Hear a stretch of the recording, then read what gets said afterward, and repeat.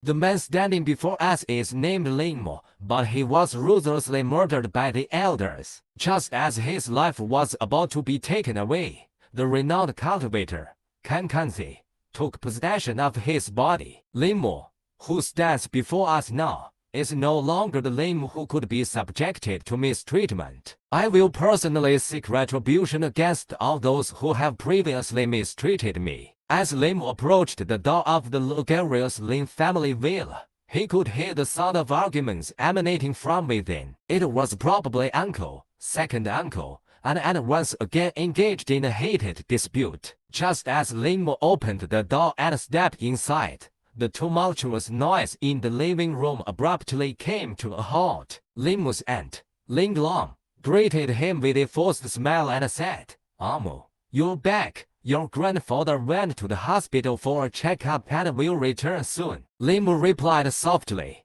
"I know," then turned silently and retreated to his room. Lingmo's uncle picked up his coffee, gave it a shake, and remarked, "That disrespectful brat is becoming increasingly ill-mannered. He doesn't even bother to greet his elders." Lingmo's second uncle chuckled and said, "Why bother about it at this point? He won't be around for much longer anyway." Lingmo had a few bites and then stood up.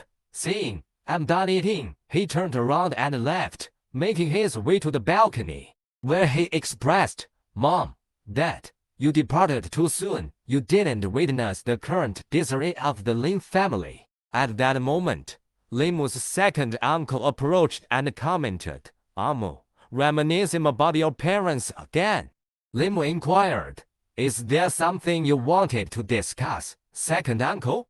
The second uncle replied, "Nothing particular. I noticed that you barely touched your food and immediately returned to your room. I was concerned that you might be feeling upset, so I came up to check on you." Lingmo thanked him and replied, "I don't have anything specific to talk about." Continuing his conversation, the second uncle mentioned, "Speaking of all four siblings, only your father acquired the skills of the old master. Sadly, he was most captivated by academia and devoted his time to the study of antiques. He was determined to pass on the family business to your father. However, throughout his tenure, it continued to suffer financial losses, has not dwelled on the misfortunes of the past. I came here to tell you that one should never venture beyond their own capabilities, as the consequences can become overwhelming," cautioned the second uncle. Lingmo questioned, "What do you mean by that, second uncle?" "What I meant was to bring your family together,"